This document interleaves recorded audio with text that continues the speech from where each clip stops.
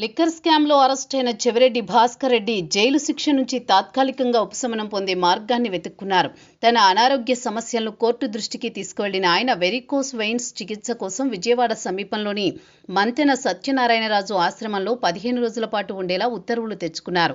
Varicose veins కాళ్లలోని సిరలకు సంబంధించిన వ్యాధి. సాధారణంగా సిరల్లో ఉండే వాల్వులు రక్తాన్ని గుండె వైపు పంపిస్తాయి.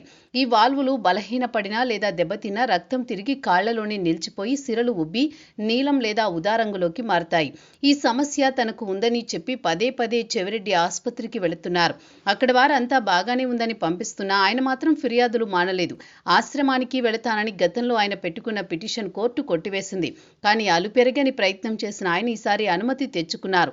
చెవిరెడ్డి ఇదే సమస్యను చూపిస్తూ పదే పదే కోర్టును ఆశ్రయించడం వెనుక కేవలం అనారోగ్యమే కాకుండా రాజకీయ వ్యూహం కూడా ఉందనే విమర్శలు వినిపిస్తున్నాయి. జైలు వాతావరణం నుంచి బయటపడడానికి బయట ఆశ్రమంలో ఉంటే తన వ్యవహారాలు చక్కబెట్టడానికి అవసరమైన పరిస్థితులు ఉంటాయన్న కారణంగానే ఆయన ఈ ప్రయత్నం చేసినట్లు భావిస్తున్నారు.